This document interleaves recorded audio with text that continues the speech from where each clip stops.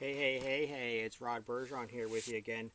And today we're at Upper Canada Village, which is near Cornwall, Ontario, just slightly east, maybe an hour east of Kingston, Ontario.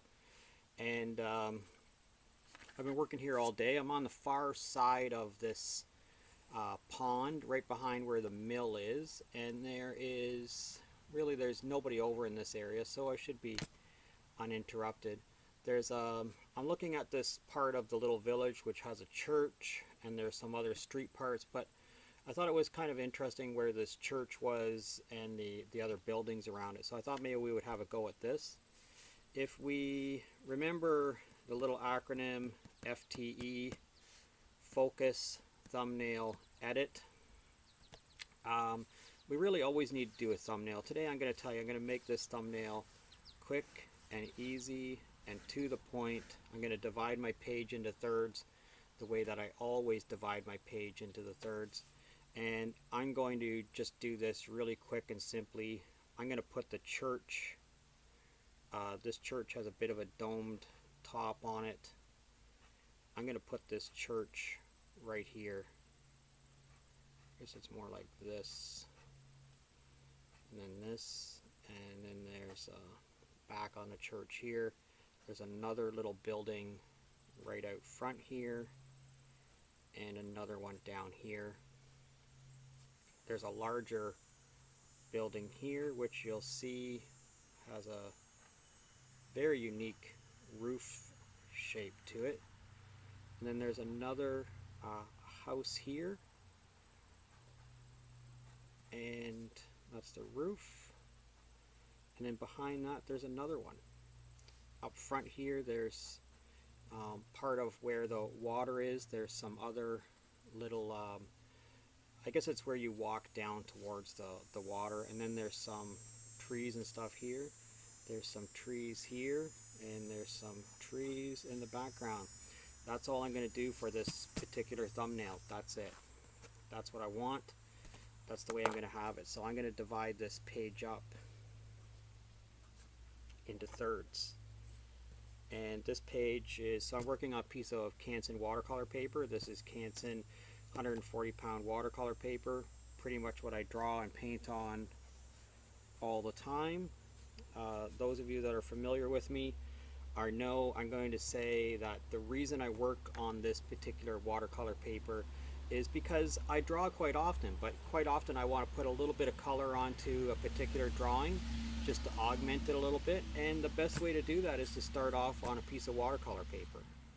Okay, so I'm going to go with what it is that I have here, and I'm going to notice that there's a small, there's quite a peak to this roof, which is on a dome.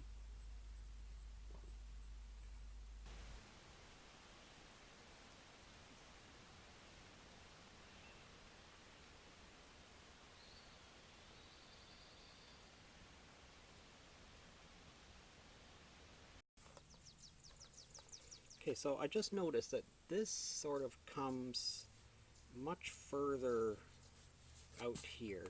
This is actually quite a bit bigger building than I've drawn here. So it actually comes almost to the front here, like this. Okay, so I think sometimes you have to go back and, you have to change things into, what they really are. There's quite a large building here. Not that large though. There's a larger building at the front of this one, which sort of comes across like this, almost to the front, and then it comes down like this, and it's a log building, which shouldn't surprise us because this is a pioneer village.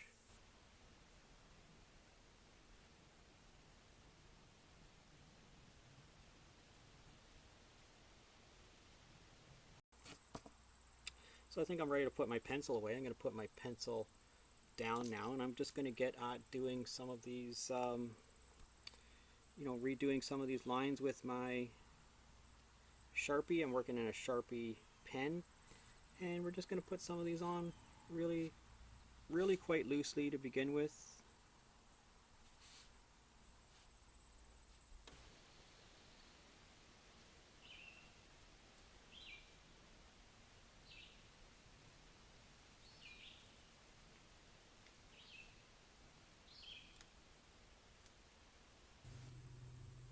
Okay, so I put in a lot of the, just the beginning lines of that stuff. You could go in here now and take out all these pencil lines if you so chose to. I'm not going to take out these pencil lines right now. I'm going to keep going here with my black Sharpie. I'm going to put in a lot of the detail on things like this. I'm going to think about this. This is a log building. I'm going to think about putting in some of these windows, darkening where some of these windows are. And then I'm going to think about taking my pencil lines after that. So let's have a look at doing some hatching and some cross hatching on here and see what we end up with, all right?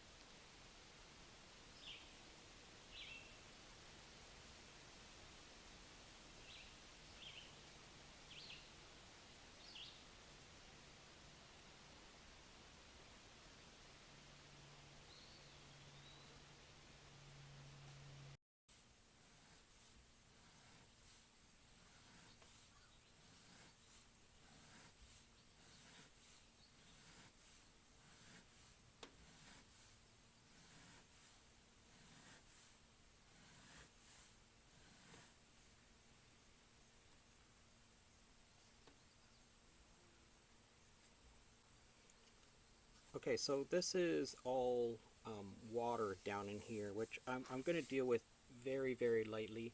But this is all sort of shrubs here, and I'm going to put these in very delicately with just a little bit of hatching and cross hatching.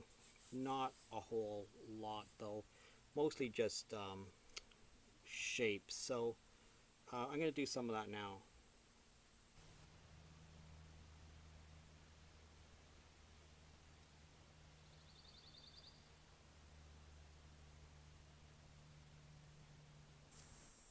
Take your eraser, erase all of the graphite lines that you don't want. Okay, let's do that now.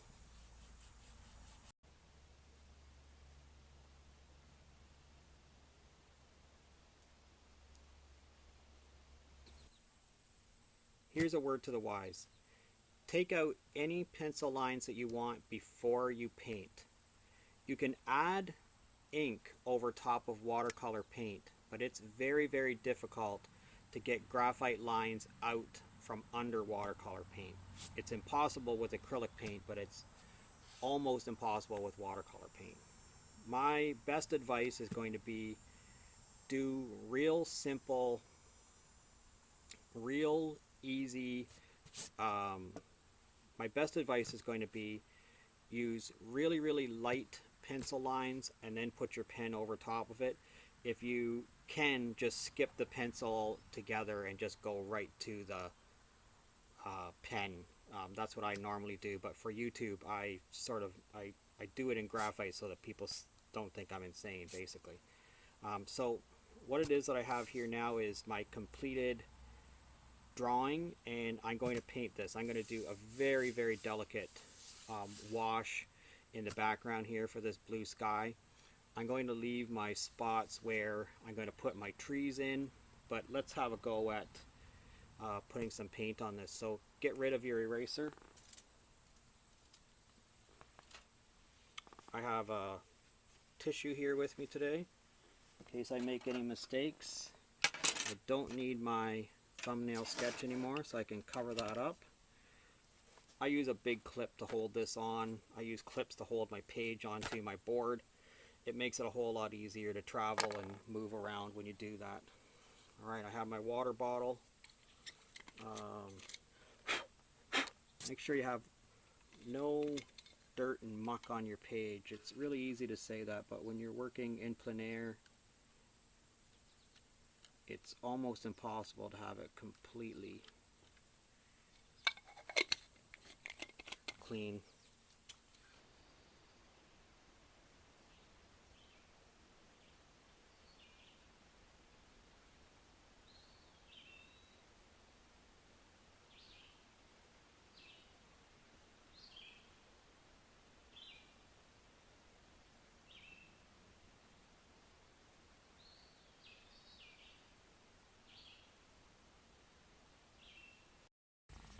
to steer this around.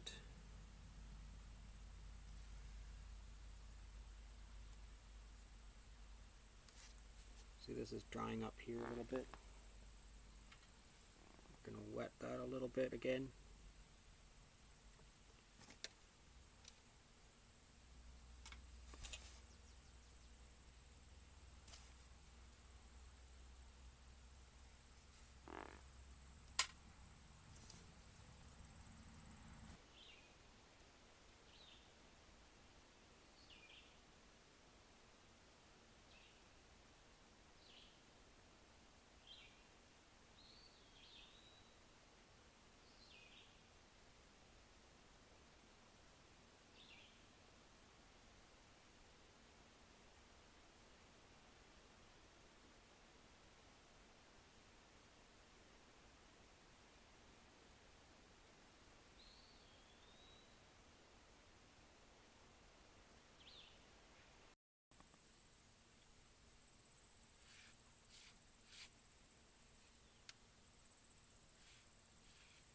Okay, so what I'm doing here is I'm using the flat of the brush, so I'm picking up the paint and then I'm laying the brush down flat and pushing it across, and that will give you that sort of a jagged effect like that. Okay, so put it on and then drag it across like that. So I'm going to clip this back on. You can do that whenever it is that you see that, something's, moving in a direction that you don't want it to be. Just pick up your page and move it around a little bit. Okay, I'm going to get some of this muck that's down here. And I'm going to make this fairly thin. In other words, I'm going to make it wet. When I say thin, I mean there's not much pigment in it. Okay? And I'm going to put this on to these, and I'm just going to push it across there a little.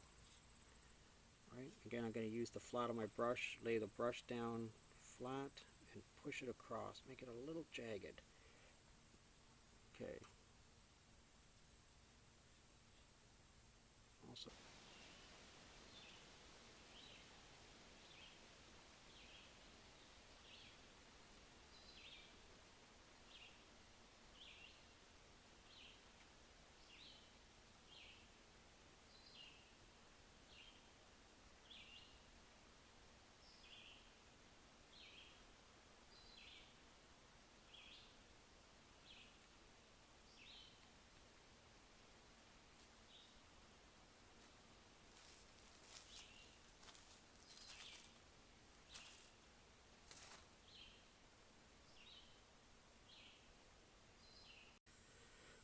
Alright,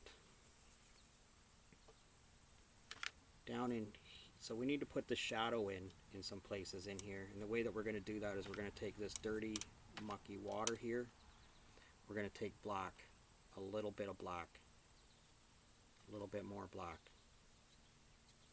Now this had brown and red in it, and so you'll see it's not pure gray.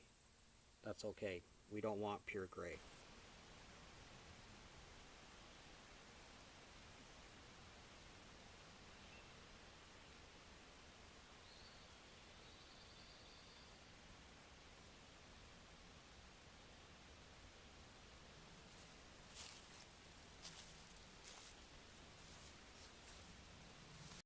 You know what time it is? I think it's time to say this is done. Stop screwing around with it, Rod. You're just going to ruin it. So hey, I think this is done. We're here at Upper Canada Village in Cornwall, Ontario, and I did this in ink. I did it in graphite first, then I did it in ink, and then I put watercolor on it. All the products that I used are going to be listed in the description below. If you would go through those links and go on to Amazon and buy those when and if you need them, that'd be awesome. If you're currently a subscriber, I thank you very much. If you learned anything from this tutorial, please give me a thumbs up. I really do appreciate it. And if you're not currently a subscriber, please consider subscribing to my channel. I really do appreciate it. Thanks for checking me out today, and we'll see you real soon.